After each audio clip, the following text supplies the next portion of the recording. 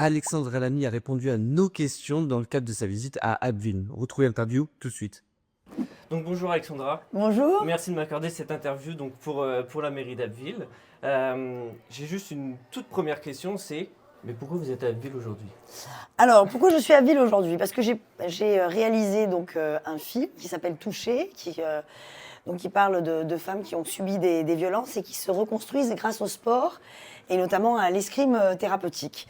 Et ce film, donc, qui est passé à la télé il y a maintenant 3 ans, a une deuxième vie assez extraordinaire puisque j'ai montré ce film à 2 femmes qui sont importantes dans ma vie, en tout cas qui sont très engagées. C'est Rada Hatem pour la Maison des Femmes et Diarata Ndaye pour l'association Résonante et l'application Appel, première application de sécurité pour les femmes d'ailleurs. Et qui en fait, quand elles ont vu ce film-là, parce que quand on a un film comme ça, on se sent un peu une responsabilité, Oui. en se disant qu'on espère qu'on n'est pas passé à côté du sujet. Et donc c'était important pour moi de le montrer à toutes les deux. Et la première fois que je l'ai montré d'abord à Diata, quand elle a vu le film, elle m'a dit il faut absolument qu'on travaille avec ce film. C'est un mot qu'a Diata que je trouve qui est super. Elle dit on est des artivistes.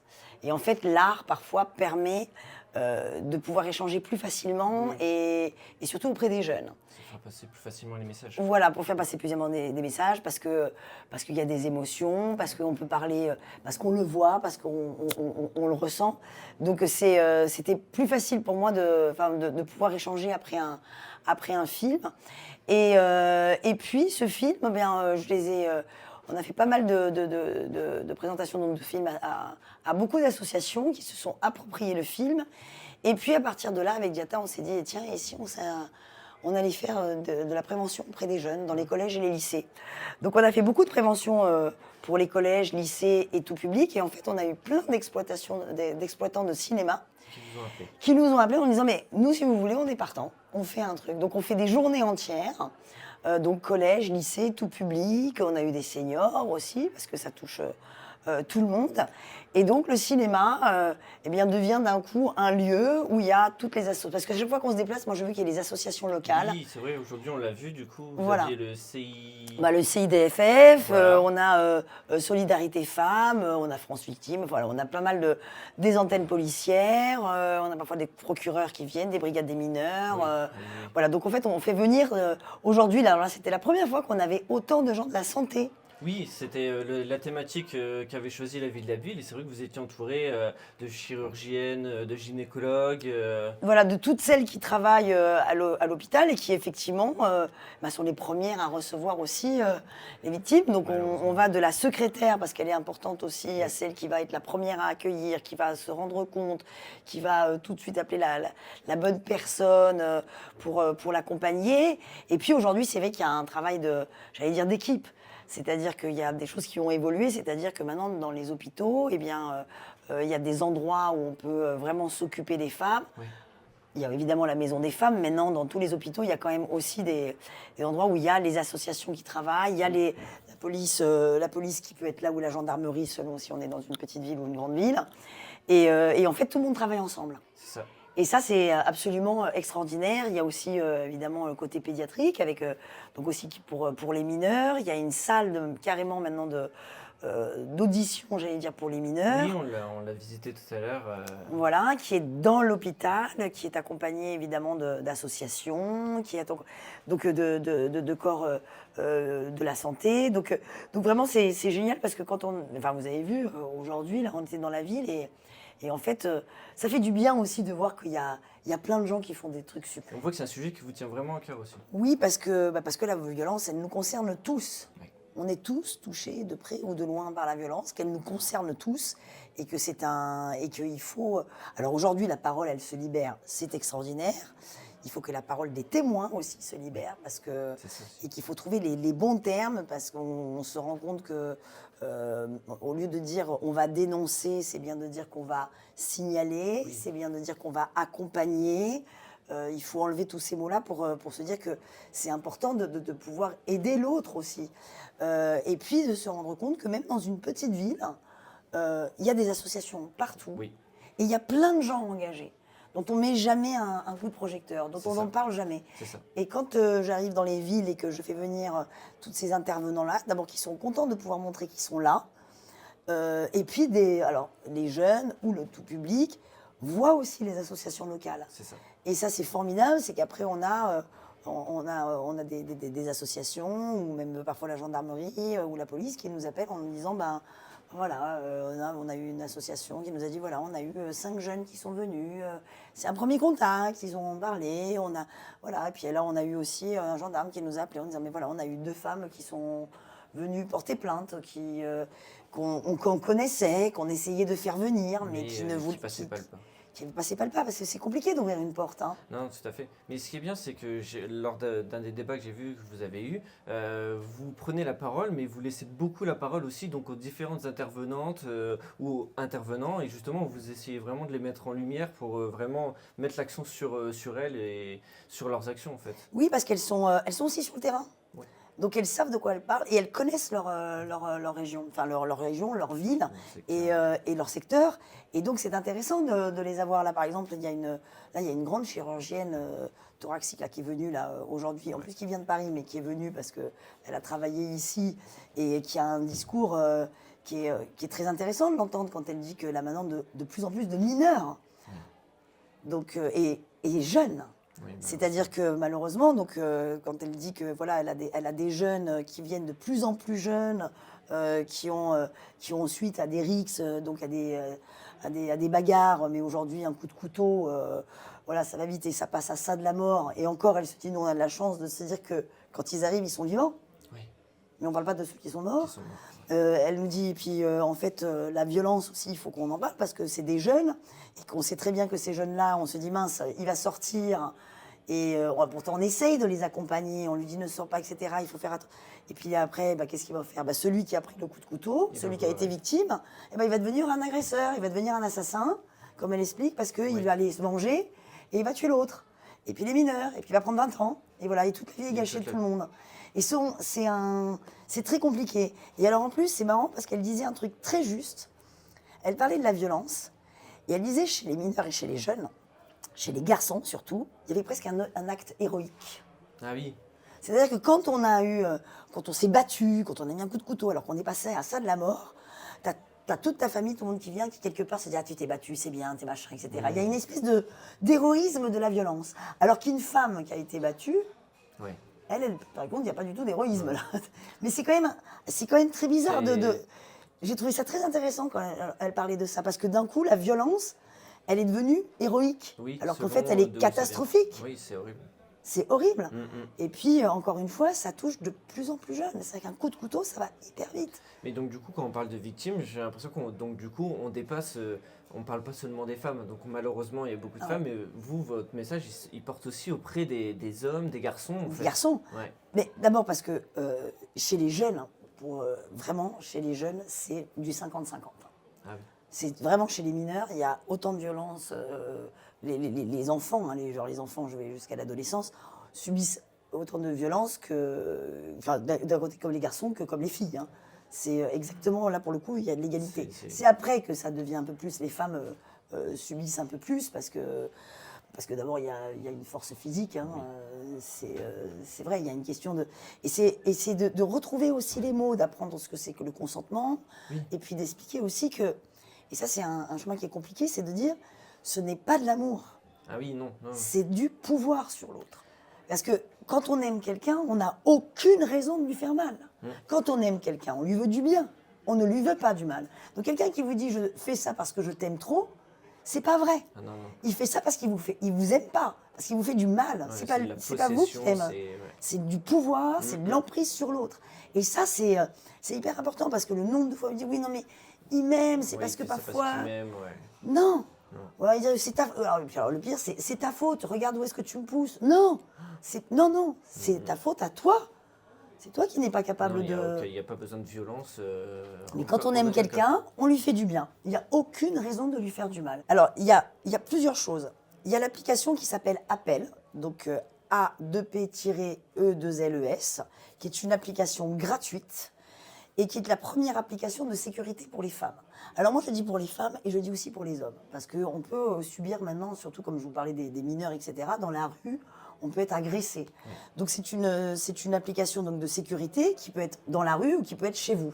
Vous choisissez 3 personnes de confiance, vous vous mettez en lien, elle accepte, la personne que vous avez mis de confiance accepte d'être la personne de confiance. d'être la personne de confiance. Et à partir du moment, il y a 6 façons de déclencher l'alerte. Donc soit sur l'application, vous avez un énorme SOS, soit en appuyant 3 fois sur le côté, ça se met en lien, soit vous arrachez les AirPods et dans ces cas-là, ça se met en alerte. Et quand ça se met en alerte, on entend, les 3 personnes, ça se met en lien avec les 3 personnes de confiance, elles entendent ce qui se passe, ça enregistre ce qui se passe, qui est important pour avoir des preuves plus tard. Donc micro et vidéo. Et surtout, ça géolocalise. Ouais. Et ça, c'est hyper important parce que ça permet à la personne d'abord d'entendre, de pouvoir tout de suite intervenir, soit elle, soit quelqu'un qui est sur place. Et sur cette application, elle a fait un travail formidable, hein, Beata, hein. C'est dans le monde entier, elle a gagné je ne sais pas combien de prix. Et c'est d'abord, encore une fois, c'est gratuit, hein, c'est important de le dire. Et vous avez tous les numéros d'urgence et vous avez même les numéros de toutes les associations locales Du secteur. Ouais. du secteur. Donc elle a fait un travail extraordinaire sur tout ce qui est autour de vous. Vous pouvez chatter en ligne, vous pouvez avoir quelqu'un 24 heures sur 24, 7 jours sur 7. Et c'est une application qui est hyper importante. Pour pouvoir parler, pour pouvoir aussi échanger. Pouvoir parler, Et si en cas d'urgence. Et en cas d'urgence, vous avez cette application-là. Il y a un autre papier, je ne sais pas comment on peut dire, qui s'appelle un violentomètre. Ah oui, oui. Oui. Ça, c'est important, c'est dommage, je ne l'ai pas avec moi, mais... Voilà, on en a déjà parlé beaucoup à Abbeville, c'est vrai que... Ah ben voilà, c'est un violentomètre, ça nous. permet... Mais en fait, c'est tout bête, mais ça permet de se rendre compte où on est. C'est ça. Parce qu'en fait, parfois, on ne s'en rend pas compte. Tout à fait, quand on regarde déjà sur le violentomètre, quand on arrive sur ne serait-ce que le orange ou au début, à la fin du vert, on voit déjà qu'il y a des mots, des gestes, en fait, qui sont pas tolérables, en fait. Ben oui, il fouille dans mon portable. Ouais. Bah, Ah non. oui, oui. Il n'aime pas trop quand je sors avec mes amis. Tiens, pourquoi? Il n'aime pas quand je m'habille comme ci. Et puis d'un coup, vous vous rendez compte. Et c'est très intéressant parce que parfois, quand on le fait, écoutez, moi, la fois, il y a une dame, elle commence à le faire et puis elle se dit, attendez, mais j'ai passé l'orange, je suis presque au rouge, et je ne me rends pas compte. On ne se rend pas compte, en non, fait. non. Donc c'est important d'avoir ça. Il y a un autre truc aussi qui est intéressant. Ça s'appelle Mémo de vie. Ça, c'est France Victime qui a créé ça et que la police... même peut vous proposer, ou la gendarmerie, en tout cas Mémo de vie, c'est une application pareille qui est comme un coffre où vous pouvez mettre tout ce que vous voulez, c'est-à-dire des preuves, parce que le problème qu'il y a quand vous êtes victime, c'est qu'il faut des preuves. Et il y a des preuves qui sont compliquées, surtout quand c'est des violences psychologiques, quand c'est des violences comme ça, c'est compliqué, financières, c'est compliqué. Et ça vous permet de mettre dans ce coffre toutes les violences. En plus, elle est complètement, elle est pareil sur votre téléphone, elle disparaît immédiatement, c'est-à-dire que personne ne peut le voir, à part vous. Okay. Donc c'est-à-dire que même si votre téléphone est arraché et qu'il regarde, il y a tout de suite une publicité où il y a un truc, c'est impossible de voir. Okay. Donc il n'y a que vous qui pouvez le savoir. C'est un coffre, vous pouvez y mettre toutes les preuves que vous voulez. Si un jour vous voulez porter plainte, elles sont là. Au moins, vous les avez. C'est un dossier, on peut écrire des photos. Et puis il y a un autre truc, c'est pas mal aussi, c'est comme un journal intime. C'est-à-dire que vous pouvez écrire tous les jours. Et ça aussi, c'est pas mal. C'est-à-dire qu'en écrivant tous les jours, peut-être qu'au bout de 3 semaines, quand vous allez relire, vous allez dire oh, mais c'est vrai que ça fait plusieurs fois déjà que j'écris qui me dit ça, qui se comporte comme ça. Donc ça, c'est mes mots de vie, c'est bien. Il y a aussi, alors je viens d'apprendre, et ça c'est extraordinaire, parce que je viens de travailler avec la caisse d'épargne. Donc il y a quelques banques, pas toutes, qui font ça, qui font des comptes complètement anonymes, gratuites, sans papier, ce qui est quand même assez rare. Mais indétectable. Même votre conjoint ne peut pas le savoir. Donc ce sont des comptes que vous pouvez ouvrir. Alors pas toutes les banques le font. Il y a des banques qui le font. Donc vous pouvez y aller quand vous êtes victime, sans papier, parce qu'elle vous aide. Vous pouvez y mettre de l'argent. Parce que le problème qu'il y a aussi des victimes, c'est l'emprise financière. C'est l'emprise financière. Et ça, c'est un vrai problème. Et alors ça, je dis ça aux jeunes, et surtout aux jeunes femmes. Il faut que vous soyez indépendants. Ah oui, c'est important, c'est vrai. C'est hyper important. Toujours avoir une autonomie, pas des... Enfin, parce que là, sinon, c'est vrai que parfois, c'est la dépendance. Mais la dépendance financière, coup, elle est terminée. C'est-à-dire que vous ne pouvez plus rien faire. Alors, on se dit oui, mais il m'aime. On sait aujourd'hui qu'il y a beaucoup de divorces, donc on sait bien que ça peut forcément pour toute la vie, on le souhaite. Hein. Mais d'avoir son propre compte, d'avoir son travail et de pouvoir y mettre de l'argent. Parce que souvent, le conjoint, en général, dit non mais on fait un compte commun, donc vous êtes coincé. En plus, ils vont dire, mais non, mais travaille pas. Moi, je travaillais, donc du coup, vous ne travaillez pas. Une fois que vos enfants, en plus, sont partis, bah, là, vous vous retrouvez toute seule et vous n'avez plus de moyens financiers de partir. Et souvent, les femmes, elles restent parce qu'elles n'ont plus les moyens de partir. Et ça, je dis chez les jeunes, c'est hyper important. Il faut que vous ayez votre compte à vous, individuel, et il faut que vous soyez indépendante. Parce que la dépendance financière, elle vous bloque pour partir. Donc du coup, vous avez déjà eu des témoignages de personnes qui pouvaient être bloquées que de cette manière? Ah bah c'est sûr, qui ne peuvent pas partir. Et toutes là, et d'ailleurs là, quand on a parlé avec toutes celles qui m'ont accompagnée, c'est le problème numéro un, c'est la finance. Comment vous faites quand vous n'avez pas d'argent? Vous ne pouvez pas partir. Donc c'est une catastrophe et donc vous êtes bloqué. Et c'est vrai que c'est des choses qu'on ne dit pas quand on est jeune et il faut y penser, c'est hyper important. Oui, je pense que donc c'est pour ça que finalement, en fait, vraiment votre action, elle se tourne beaucoup aussi sur les débats auprès des jeunes, comme vous le disiez, parce que vous voulez vraiment sensibiliser et c'est comme ça que ça permettrait de changer pas mal de choses, j'imagine. Bah, Surtout passer par la jeunesse. Et il faut peut-être. passer par la jeunesse, c'est hyper important. Je sais combien c'est difficile, mais parce que tous ces jeunes là, il faut d'abord apprendre à la jeunesse que la violence, ce qu'ils vivent chez eux n'est pas forcément normal. Et ça déjà, c'est quoi la normalité? Mais quand on vit de la violence comme ça, elle n'est pas normale. Donc c'est compliqué pour les jeunes, hein. En plus, quand on a on a vécu de la violence, alors on peut pas dire ça, mais quand même, en général, les auteurs, souvent, quand on regarde, à reproduisent ça. 80%, on subit quand même de la violence. Parce que vous avez été élevé dans la violence. Oui. Vous avez vécu de la violence. Elle vous a construit cette violence. Donc quand on l'a plus, même on se perd. On ne sait plus. Parfois, il y a des femmes, on dit, mais pourquoi elles reviennent? Alors pour des raisons financières, pour plein de trucs, mais aussi parce qu'elles ne connaissent que ça.